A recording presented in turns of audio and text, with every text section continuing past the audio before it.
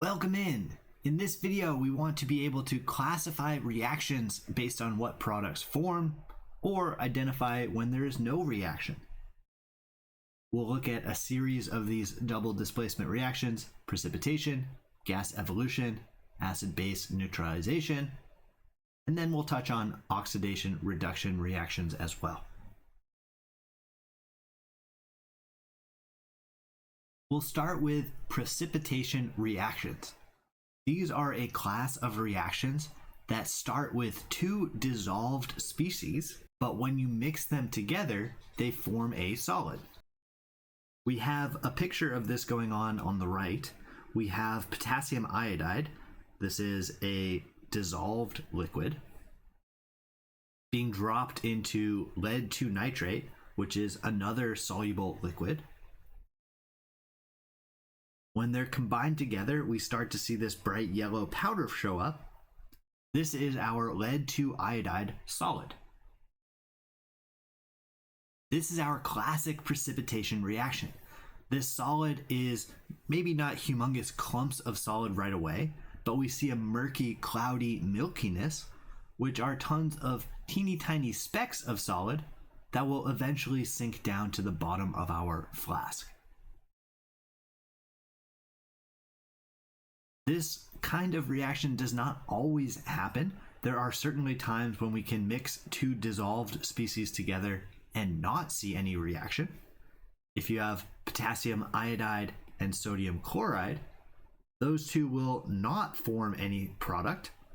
We can see that there is no reaction, no solid forming down below. To decide whether or not a reaction will occur, we can use those solubility rules that we discussed in our previous videos. Here's what that looks like. When you mix two soluble compounds together, remember, soluble compounds exist as those individual ions that are floating around separately. When they're floating around, they have the chance to interact and bump into each other, and there's a chance that some of these ions might find a partner that makes them into something that's insoluble. Here we have potassium iodide and lead 2 nitrate. Well, actually, since these are aqueous, we have all four of those pieces floating around individually.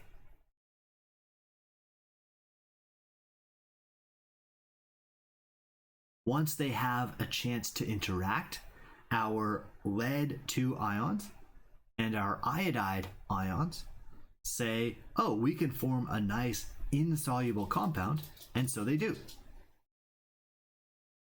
Here we have the start of one of those specks of solid that will end up making our solution look cloudy or murky. Let's introduce a strategy to predict what will happen when we mix together two aqueous ionic compounds. We can start by listing out the formulas for our reactant. Make sure that we follow all the good rules for ionic compounds, build formulas that are charge neutral, and that contain our simplest ratio of ions. Next, I find it helpful to list out all the ions that are present. If something is aqueous, well, we know that it exists as the individual pieces, so let's just make a list of what pieces are around. Step 3, we can rearrange those pieces that we listed out to make some new products. Make sure you combine positive with negative, negative with positive, and make sure that we build something new. When we're writing down new products, again, make sure our chemical formulas make sense individually. It's not based on the amounts that we start with, it's based on our relative charges, just like we talked about in our previous ionic compound videos.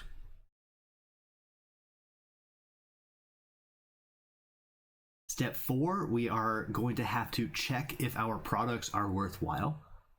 We can use the solubility rules to decide if something is insoluble. Lastly, we can balance our reaction at the very, very end, making sure that we're obeying that conservation of matter. Let's do an example to see what this looks like in practice. If we're starting with sodium carbonate, we have sodium ions and we have carbonate ions. So our sodium carbonate compound has to be Na2CO3.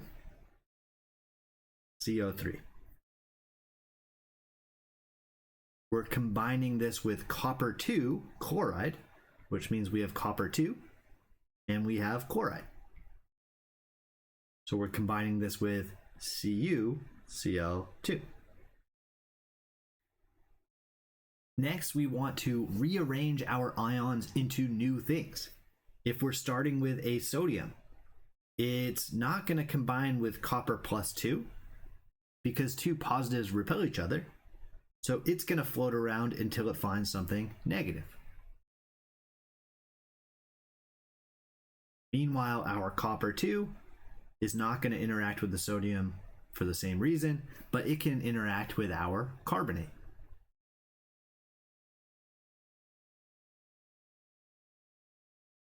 This is the only logical choice that we have. We're trying to build new things, and so sodium has only one other negative partner for it to potentially pair up with. To build our formulas, we need to rely on our charges. Sodium is +1, chlorine is -1, we get NaCl. Copper is +2, carbonate is -2, we get CuCO3. Notice that our reaction is not balanced. That is totally fine. We're going to deal with that at the very end. Our step now is to decide the phase for each of our chemicals. So open up your notes, find those solubility rules, and we can decide. Copper 2 carbonate is insoluble in water, so we do have a precipitation reaction. We can say that copper 2 carbonate is our precipitate, often written PPT, and that this reaction is a precipitation reaction.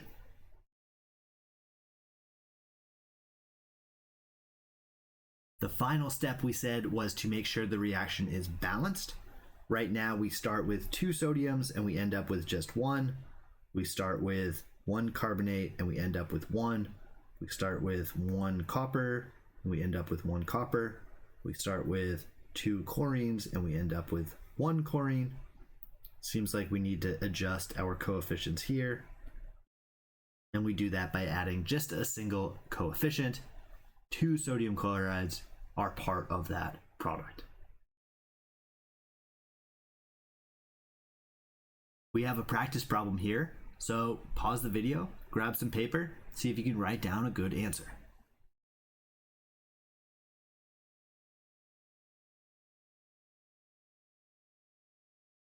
We can move on to a second class of reactions. These are called acid-base neutralization reactions.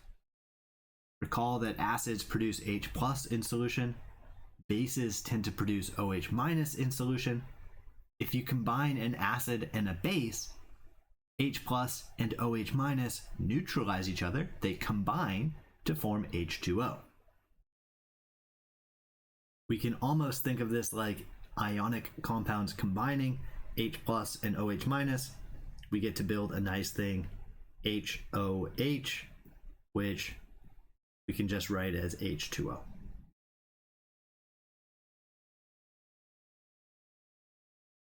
To predict the products for our acid-base neutralization reactions, we're going to do the exact same process. And in fact, this is going to be our process for all of these, what we call double displacement style reactions.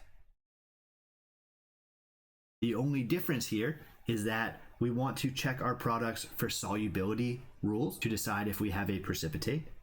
And our new thing to check, did we form liquid water? Here's an example. We're starting with nitric acid and calcium hydroxide. Again, we can list out the ions present, and then we can rearrange to build some new products. H plus combining with OH minus will build water, H2O. Calcium and nitrate will form calcium nitrate.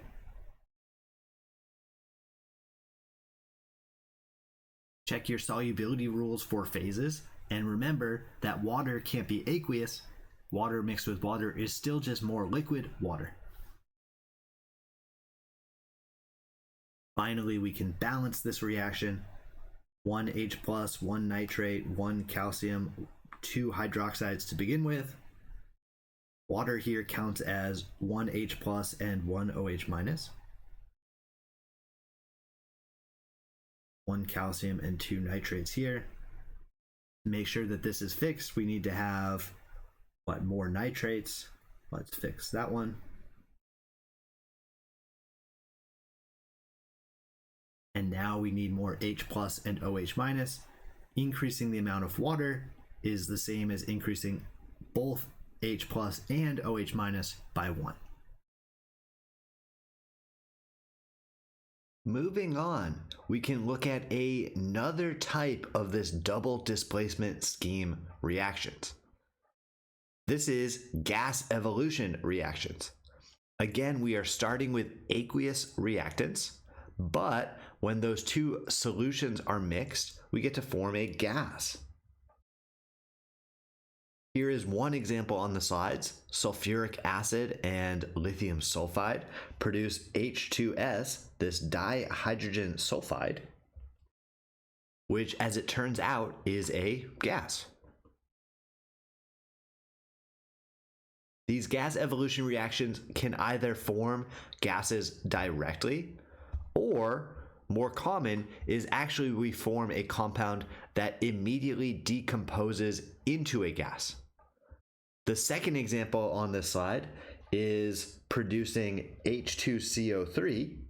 This is carbonic acid, which, as it turns out, whenever we form carbonic acid, it does not stick around, but it turns into water and carbon dioxide.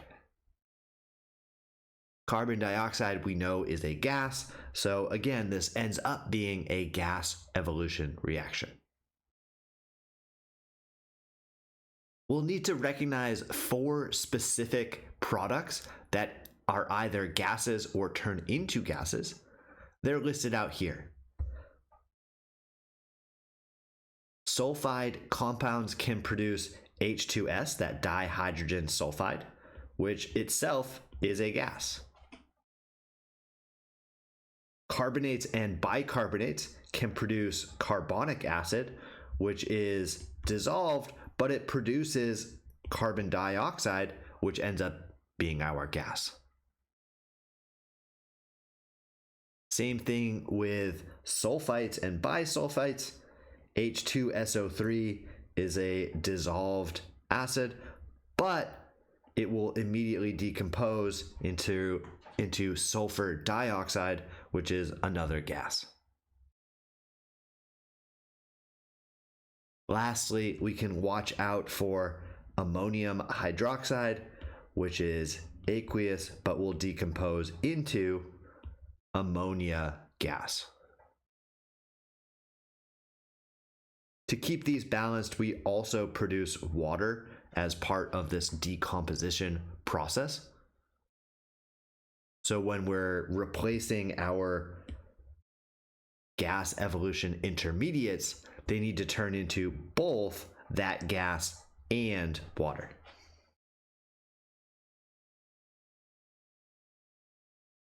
The good news is our steps and strategy is the same. We just have another group of compounds to watch out for. So while we are looking at our products, check the solubility rules to see if we have a precipitate. Look out for liquid water if we're doing an acid-base neutralization reaction. And now we have those 4 gases or gas intermediates, which we need to keep an eye out for. Let's look at an example together. We have nitric acid mixed with sodium carbonate.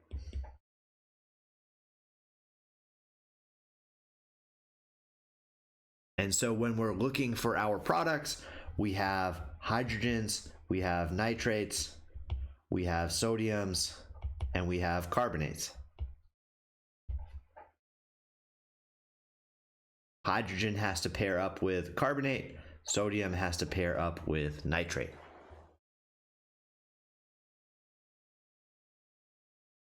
Once we build our products using our regular rules for building chemical formulas, we can check our phases. Everything here ends up being dissolved, aqueous, so it might seem as if there's no reaction, except we have one of those gas-forming intermediates. Anytime we see H2CO3, we need to have alarm bells going off. This does not stick around, and instead will turn into water and carbon dioxide. Once we've rewritten this with our water and carbon dioxide, we have our nice chemical reaction. Make sure you include all those phases. The only thing left to do is to balance. If we had any coefficients next to that H2CO3, carbonic acid, we could transfer those coefficients down to our waters and CO2s.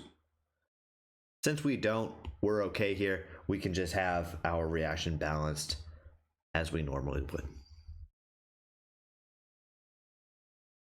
We have a practice problem here. Why don't you grab some paper, pause the video, and see if you can write down some good answers.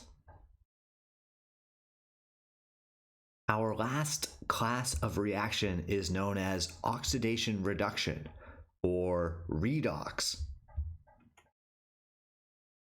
Reduction is the gain of electrons, which will cause the charge to decrease.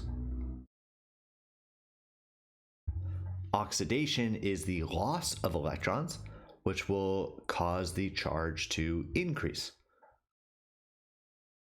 These have to occur in tandem because electrons don't just disappear, they have to go somewhere. So if something is gaining electrons, they have to come from somewhere. If something is losing electrons, they have to go somewhere.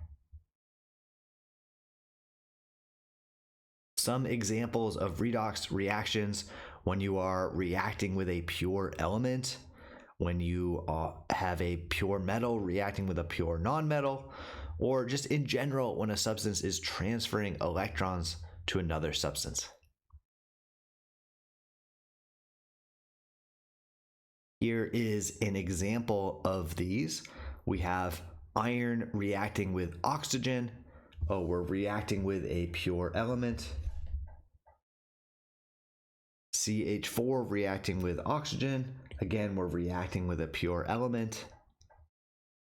Sodium plus chlorine. This is a metal with a nonmetal, pure metal with a pure nonmetal. And if we want to notice that transfer of electrons, we can look at the charge. For us, we would like to be able to complete our single displacement oxidation reduction reactions. This is when we have a pure element reacting with a compound, and we produce a new pure element and a new compound. Our plan is similar to before, but there are some differences. We can start by writing our chemical formulas. Again, we can list all the ions that might be present, and we can rearrange to form new products. But when we're doing that, we're going to have our pure element replace one piece of our compound, and it's going to replace the thing that is most similar to it. Metals will replace cations, nonmetals will replace anions. Once we know what ions go with what, we can build our products same as before, same as always. Make sure that your chemical formulas are charge neutral in that simplest ratio.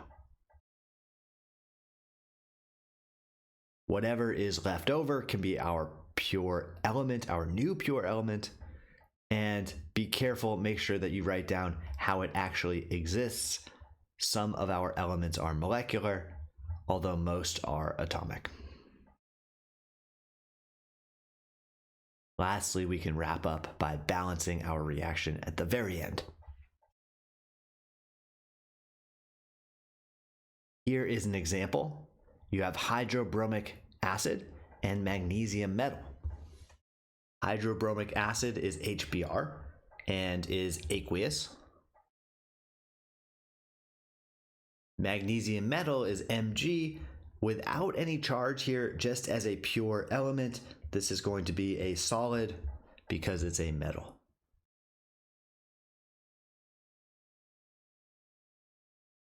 We can list out the ions that we have present.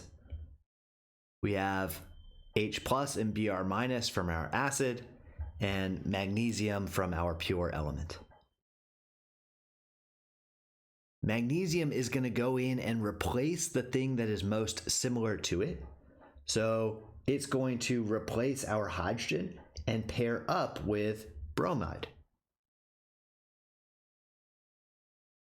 Hydrogen is going to be kicked off and replaced. It's going to exist all by itself. When we're building something with magnesium and bromine, we can look at the periodic table and decide magnesium needs to be charge of 2+. And so we get MgBr2. And we can check our solubility rules. This ends up being dissolved. Hydrogen is going to be kicked off and turn into a pure element, which for hydrogen is going to be the diatomic H2, and our phase is gas. At the very end, we can balance our reaction, and now we have a nice single replacement redox reaction.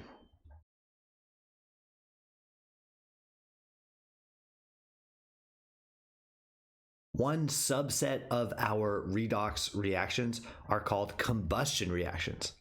This is when we are burning something. Combustion reactions, you always take some fuel and combine it with oxygen to produce carbon dioxide and water. What's nice here is if you have a combustion reaction, all you need to know is what you are combusting. Everything else, you know what it has to be.